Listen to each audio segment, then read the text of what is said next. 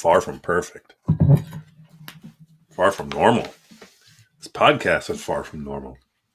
This NCAA tournament is far from normal. And we're going to start off here.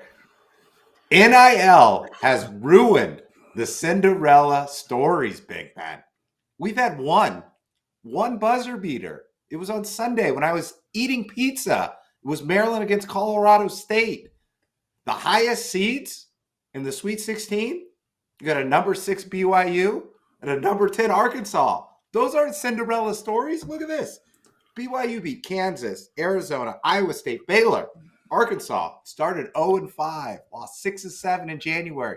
But you know what? They still have 5-chip, blue-chip stars. They've got 2 players projected to get in the draft. NIL ruined the Cinderella story, Big Ben. I agree with you, and I was at that game. Or I wasn't at the game, Colorado State, Maryland. But here's what I saw. Colorado State's a good example. They're not a Power 5 school. They play in the Mountain West. They were very well coached. Like, if you think Hoosiers, they're like modern-day Hoosiers. Back cuts, back screens, open threes. Like, very well coached. Guard play was phenomenal. Now, you put them against another non-Power 5 school in Memphis, they exploited them. Like, Penny Hardaway's a good coach, but just Colorado State is tightened up. You could tell they've been together for a few years. Now, put them against Maryland. God, you can take him to the wire like they did, but Queen is a guy that would never end up anywhere else but a Power 4 school in this case, right? He's a phenomenal player. And you're exactly right. Like, Colorado State is like they put everything together and they eked every ounce of opportunity out of the team. And that's not going to happen anymore. You're exactly right. Like, the transfer portal you're seeing teams going down to 4 scholarship players with 3 incoming. Now they have to go to the portal and get 6 in order to just maintain a team. Yeah. You're right. No more Cinderellas.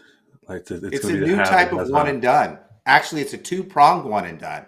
If you're great in the Power 5, you go to the NBA. If you're in the mid-major, you're one and done. You're not going to the NBA. You're going to the SEC, Big 12, ACC, or Big 10. Lead your team in scoring, all conference, put up stats, take that money and run. So here's what we're going to do, Big Ben. You give me a team in the Sweet 16, I'll give you a player who broke a mid-major's heart and now is playing big-time basketball. All right. This example I brought up, 3 weeks ago when I texted you about it, I said the Hogs, you're like, Arkansas stinks. And then you made a mention about, they got through the first round. Who cares? This is a prototypical example of how it's going to be going forward. You bring in like 10 players from different areas, from different teams. You try to get them to work together. Some get injured, some meld together. Sometimes you have 6 players that are available because you don't know what's happening. Some are coming off injury, so you get them on the cheap in the portal. But you end up putting together a team, hopefully by the NCAA tournament, that can meld, that can gel, and it's going to take a really good coach. So tell me a player on Arkansas that tipped the scales so that now they're in the Sweet 16 as a 10 seed. I think they're the highest seed remaining. They are the highest seed. But I'm going one step further. I'm not saying just transfer portal. I'm saying they left from a mid-major into a Power 5 school, a heavyweight. That's why the mid-majors are down. Oh, yeah, I get you. Arkansas, I'll give you one. John L. Davis. Okay. The guard. Remember Florida Atlantic's run 2 years ago? Yeah. Final 4? Mid-major. You forget him.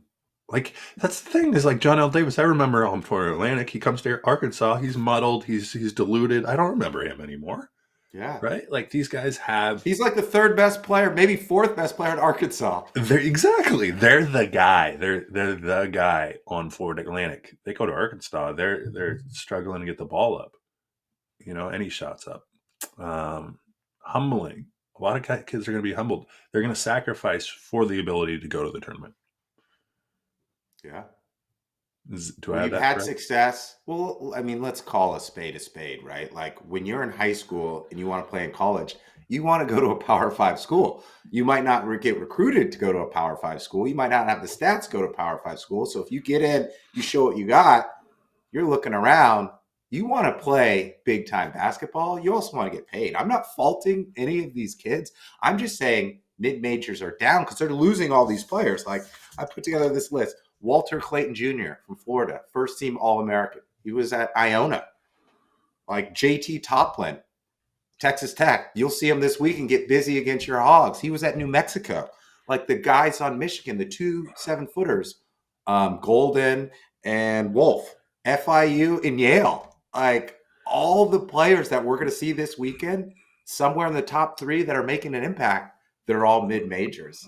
And that's why we're not seeing the Cinderella stories. We're not seeing the teams get further along that were in the Ohio Valley, in the Mountain West, even in the WCC, right? I think this has impacted the Zags a bit. It impacts so much. Coaching, too. You see a coach, Drake. The guy from Drake went to the second round. Oh, he's all of a sudden at Iowa. And you know what? Some of his players will probably follow him too. Yeah, exactly. And no longer, so think of it this way. Remember back in the day, I used to like watch the top 100 high school recruits and be like, where's this kid going to go? That doesn't matter anymore. It's like, who's the, let's call it WAC top, WAC, all WAC conference team. Those guys are going to be the top recruits, right? And that's just a matter of fact because they're more developed. They've played the game. If you want to be a turning team, you don't have, maybe you can develop a kid or two, right? If he's a top 50 recruit, but you don't have the time to sit there and bring a team together for a run every 2 to 3 years. Like you got to win every year. And now you have the capability to do that with NIL and, all these kids coming in and everyone's aware of that. Like, I talked about the kid from Florida.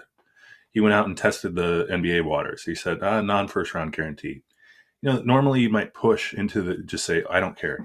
I'm going to go get a non-guaranteed contract or where you're oscillating between the G League and just get some money so I can provide for my family. Well, now he can stick around with the NIL and play another year in NCAA, get some money and compete for a title. And that's what's happening. Like, you're right.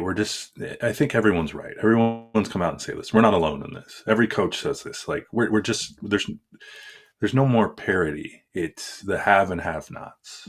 The have and have nots. I don't think it's ruined college basketball. So I will say it's ruined the Cinderella story, the upsets early on in the tournament. But usually when that happened, there was like the misseeding, right? Yeah. And then some blue blood would just smoke a team in the Sweet 16. I don't think we're going to see that this year, right? Because there's a lot of great teams. I think we're going to see better Sweet 16 action. And although Cinderellas are fun, they're only fun the first or second weekend, right? The Blue Bloods are usually going to win it and get a majority of the teams to the Final Four. We just got there this year quicker without any Cinderellas. I agree with you. All right, let's move on to Magic Mind. Here's a personal quote or a quote from Magic Mind. If you're not aware of Magic Mind, I think you were just taking your dosage, your little, what do we call that? Yeah, a little mental performance shot. Yes, mental performance, MPS, mental performance shot. And this is from Pete Holmes, actor and comedian. I love it when they're actors and then comedians. It's like, man, I'm an actor. I have to read my script, and then they go be a comedian, and they can do whatever they want. I love it. So Pete Holmes says, for years now, Magic Mind has been like my own personal, magical, mythical beast that I set loose to destroy my procrastination, lethargia, and brain fog. But unlike a mythical beast, it tastes really good too. Pete should add in there sloth. So the sloth is like a mythical beast, right? But that's also a bedevilment, I think, sloth. So yeah, if you want that sloth, if you don't want slothing, you don't want to be slothing around, right? Take some Magic Mind, the MPS, mental performance shot. Boom. You don't want to be slothing around. No one you want wants to be moving around. You want to be crisp, sharp, clear. Yep. Also, Alex Snodgrass, New York Times best-selling author. She does cookbooks, and they're pretty good. Here's what she has to say about Magic Mind. After drinking Magic Mind, my brain fog lifts, and I am able to conquer my to-do list with less distraction. And I found the same. Every podcast, almost every morning, I take a little of the mental performance shot. It gets me going. Boom. Let's go. And don't forget, We still have our promo Yeah, code, we do. magicmind.com/Big Ben K Winn 20. Big Ben K Winn 20. Use that promo code when you check out and get 20% off your subscription. Let's get this podcast going. Hello and welcome to Big Ben and K Winn live on YouTube. Drop your comments below if you're watching this live or on demand.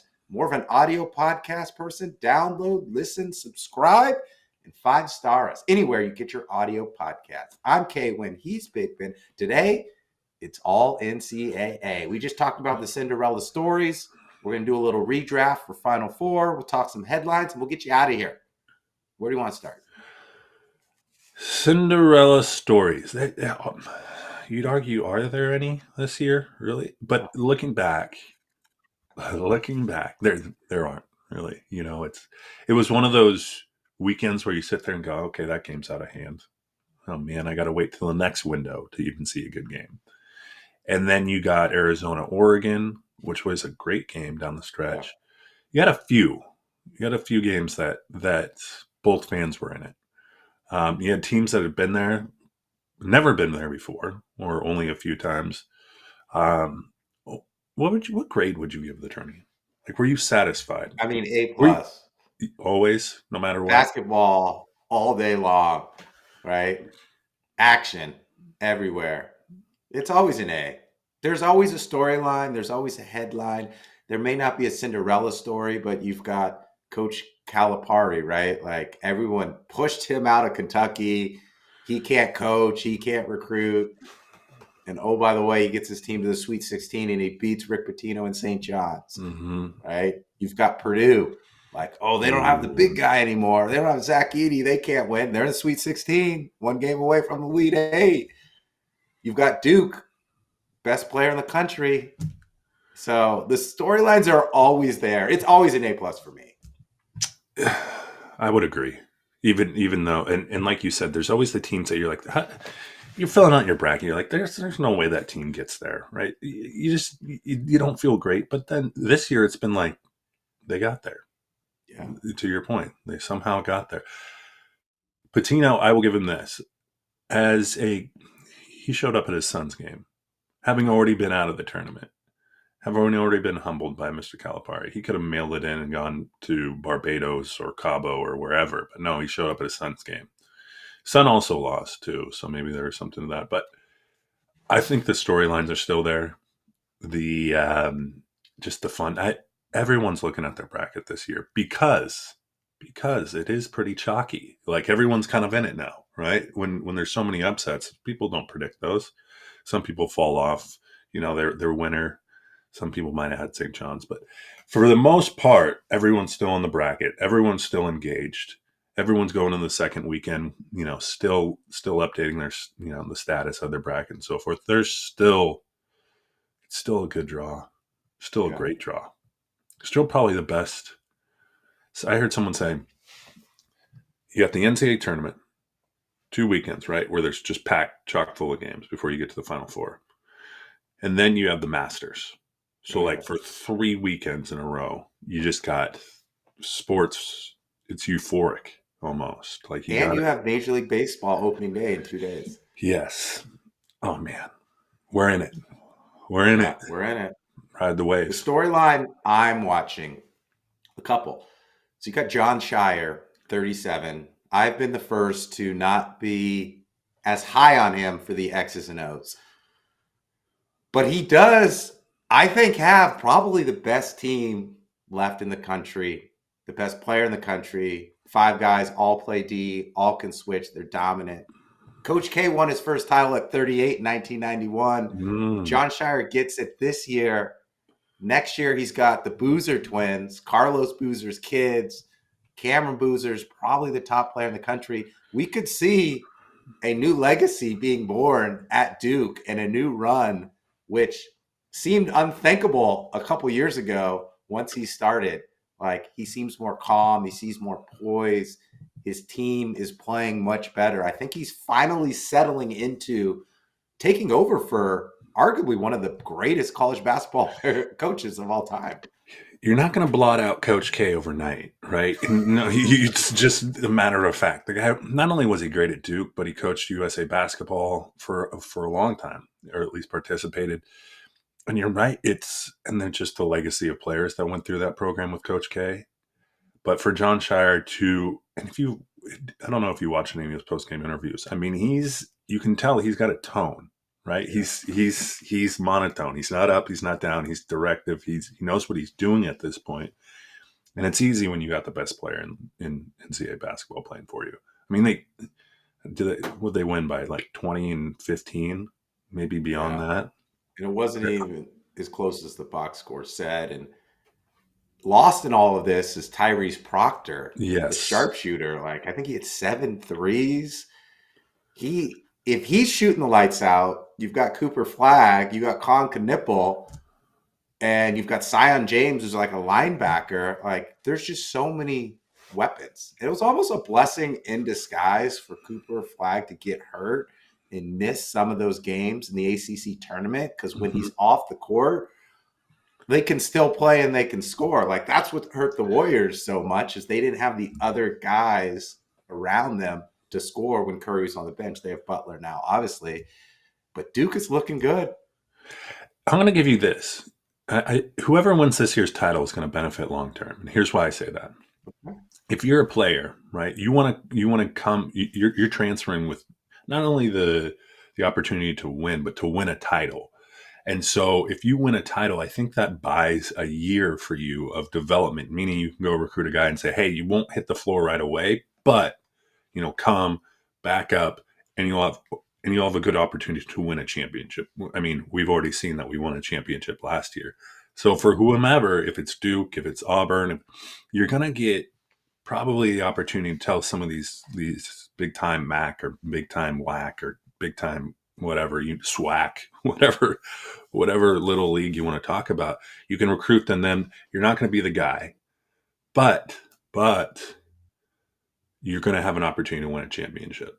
And so I think if Duke wins it or whomever wins it, and Duke would be a good program to implement this, but I think you're going to see probably more back-to-back championships coming up in the next 2 decades, 20 years. I like that bold prediction. Yeah, that's my bold prediction is like the program that wins out this year.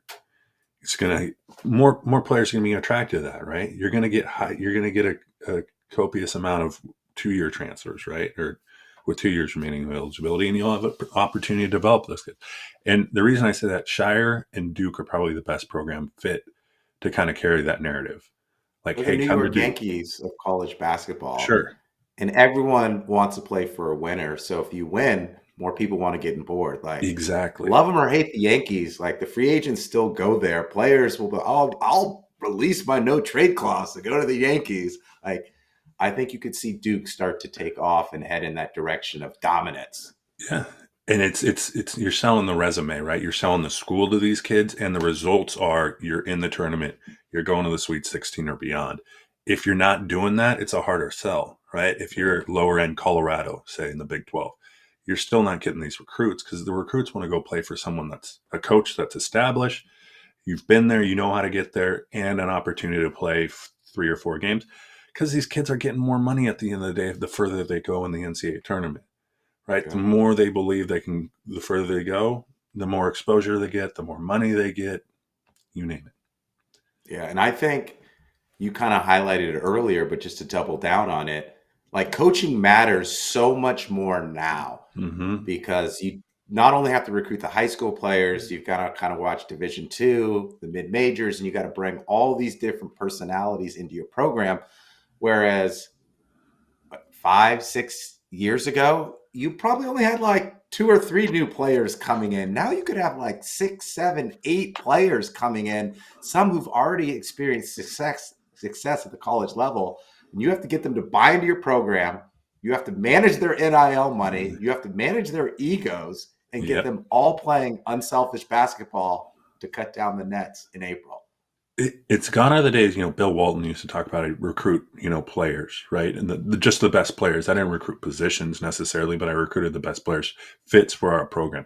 Gone are those days. Like, you're going to have to go Well, in some regard, you're going to have to go get the best players available, right? But you're Right. going to have to sell them on the program. And to your point, you can't sell them on, hey, you're going to get up 20 shots. You're the right, because you don't know that. You don't know how it's going to come together. What you're going to sell them on is you're going to be in the second weekend of the NCAA tournament, no matter what, right? Yeah. If you come, right, and then it is, imagine having, God, what is it, blue chips. You got someone from different.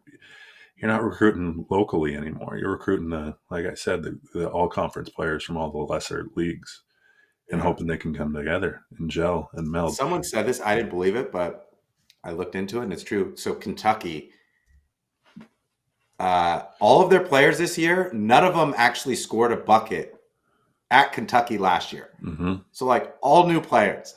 So it's a testament for what Mark Pope is doing. Yes. Because back in the day, you had your system, you had your identity, 2 or 3 players would move around, but you had your core of what you want to do. Now you almost have to say, like, who are my players? Okay, this is my scheme. Mm-hmm. Okay, who are my players? Oh, I got to shift my offense. I got to Yeah. change my defense. Like, coaching actually matters this year because you can't have the same philosophy and find the 1 or 2 players to plug in. You have to say, like, you know what? We're just going to throw it into the big guy. And that's our offense this year. Yeah, you can't We're say just gonna have to press and run. That's all we're gonna have to do because we have no big guys left. yes. Hell or high water, we're going to run the triangle offense. Nope, that's not going to work, right? Because you Yeah. might have the pieces that don't fit that. And that's why you see coaches going from mid majors so quickly to, power 4, power 5 schools. It's like, okay, that guy's figured it out. I need him to bring that same culture, right? Culture is going to be important. Well, what are you going to do? We're not going to sell them specifically on getting, we're going to sell them the culture, development some ways, but guarantee that we're going to get in the second weekend of the NCAA. That's going to be the biggest part. Are we going to Yeah. win at the end of the day? We're going to figure it out. It's almost like these, you just got to get in. Like Arkansas is a great example. You got to figure it out by the tournament, and they have. I mean, they played with injuries. They played with guys that haven't been eligible. They played with 8 scholarship players available. That's going to become normal. That's going to become normal going forward. God, I can't wait to watch the portal. God, the high school recruiting is going to be so diminished. Like Gonzaga already had 6 players leave, and everyone's up in arms. But they're like, "Oh, we got 4 players coming in, and a lone high school recruit in the top 50." That's not going to figure into our program probably for 3 years. Yeah. I mean, you just think like, oh, I didn't get a great high school signing class. Probably not gonna be a good year. It Yeah, doesn't matter. Just go to the portal. does not matter. Doesn't matter. So should we Okay. do a little redraft for Final Yes. Four? Yes. Okay. Yes. Yes. So originally, I had Florida beating Wisconsin, but Wisconsin is no longer in it. I Done. do believe I'm not alone because you had Clemson going far. So we both missed out Yeah. on those picks. That's why the redraft is so great. Okay. So I'm still staying Florida in the West. I'm going Michigan. They are Ooh, going to upset Auburn. That's right. They've you got the like the two 2 big games, 7-footers. They huh? got Trey Donaldson. They got Dusty May. Auburn is going down. Mm. In the East, I'm going Bama. I know I should pick Duke. Everyone loves Duke, but it is March Madness, and sometimes crazy things happen. So I'm going Bama. I'm going Houston in the Midwest. I should have picked them early on. You always go with your gut. But I only watched Yeah. one game of Houston this year, and they played Arizona, and they didn't look good, and they had no offense. And I'm like, they have defense, but they can't score. I see them in the tournament, and they're shooting like gangbusters. That is my Final Four. I'm going Florida, Bama, all SEC. I'm buying into the hype machine, and I'm going Gators to win it all. I'm not Okay. moving off from my Gators. The Gators survived a scare, which you like to see. Like, okay, can they, when they get down the stretch, are they able to, and UConn took them, like, that was a phenomenal game, like, back and forth. I'm going to differ from you a little bit. I like Michigan State. I like Richardson's son, Jace. Tom Izzo is, I can't, if Auburn plays Michigan State, when they crouch down and they're, old Tarkanian biting his towel or whatever, I could see Izzo and Bruce Pearl just eyeballs popping out of their skull. Love to see that. I'm going to go Michigan State to beat Auburn. And then I like Maryland, but they can't get by Florida. Florida's going to play Arkansas. SEC battle. Florida will get through. I like Houston. You came out and said it like probably a month back that Houston has the oldest roster in all the NCAA, and that counts, my friend. That counts. Kelvin Sampson's a great coach. I always look at coaches now. You got to look at coaches. That's going to be a factor. Houston, and then you like Duke, or excuse me, you like Bama. I think BYU is going to beat Bama. Wow. BYU They can could. shoot it. Hey, and BYU has the top ranked recruit in the entire nation, I think, going there next year. Like Do. BYU's momentum is great. Um, I think BYU gets by Bama, and then Duke has a not a layup against BYU. It's going to be tough, but I think John Shire will Proctor and Cooper Flag are a little tougher than say the Bama. So let's go Duke, Florida, Michigan State, and Houston. And let's Okay. go Houston versus Michigan State, and Houston takes it. H-Town, baby.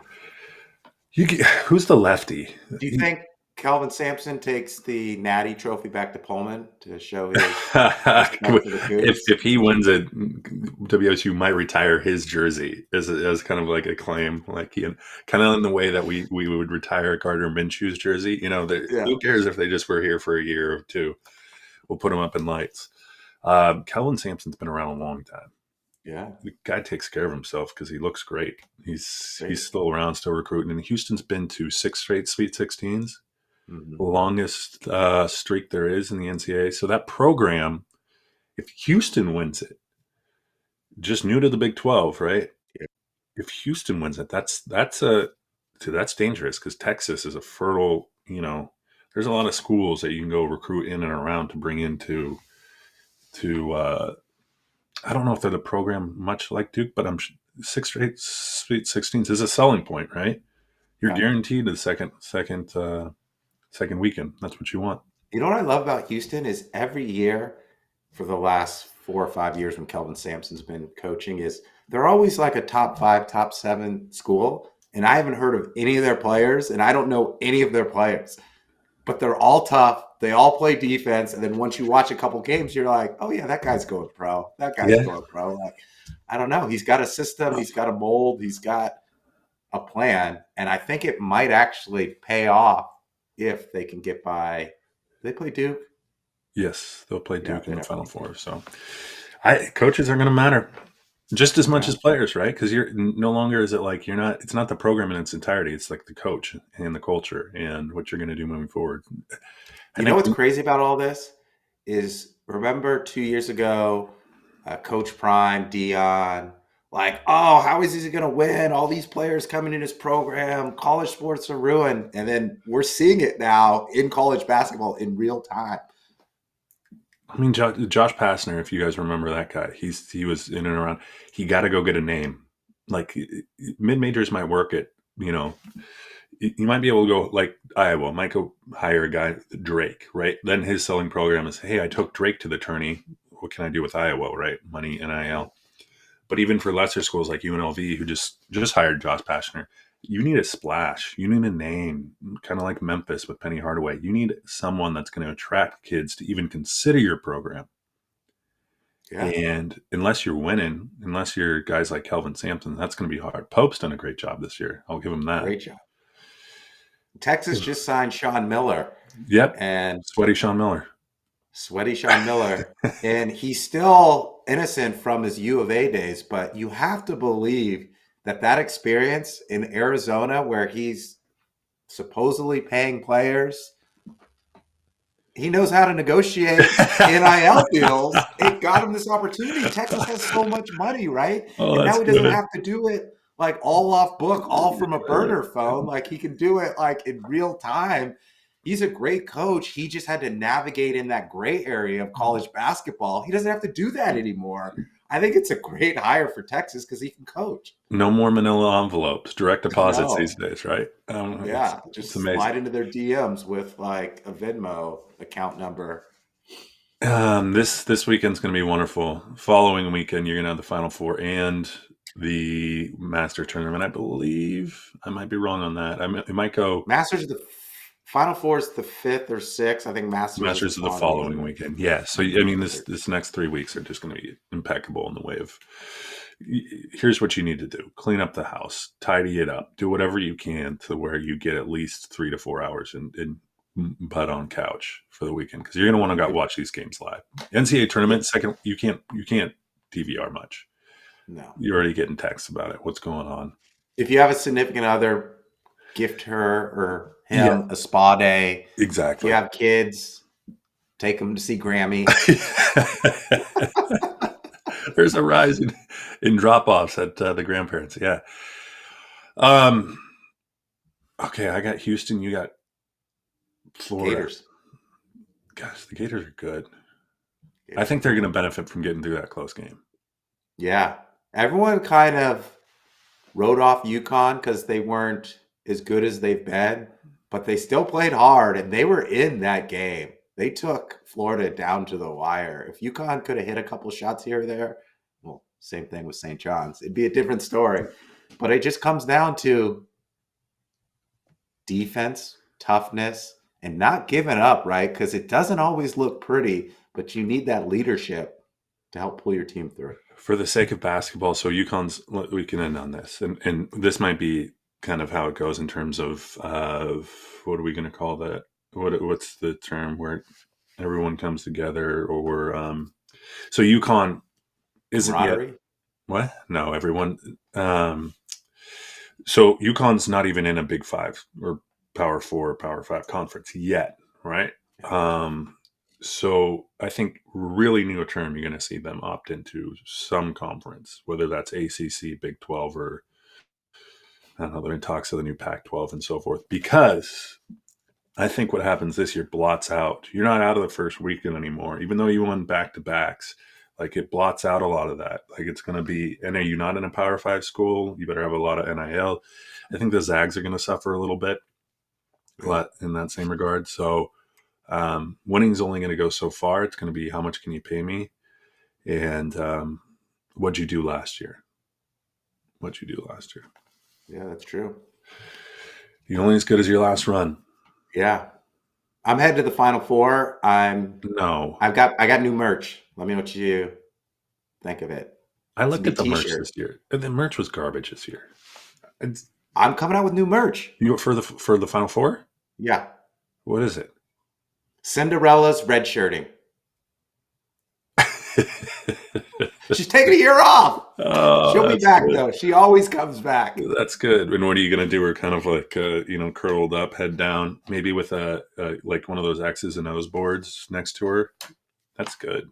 She'll be sitting on the bench. You can use AI to come up with an image for you. Yeah. Boom. But you know what? Before we let you out of here, Koa Rothman, professional surfer. No. He's also a Magic Mind brand ambassador. Ooh.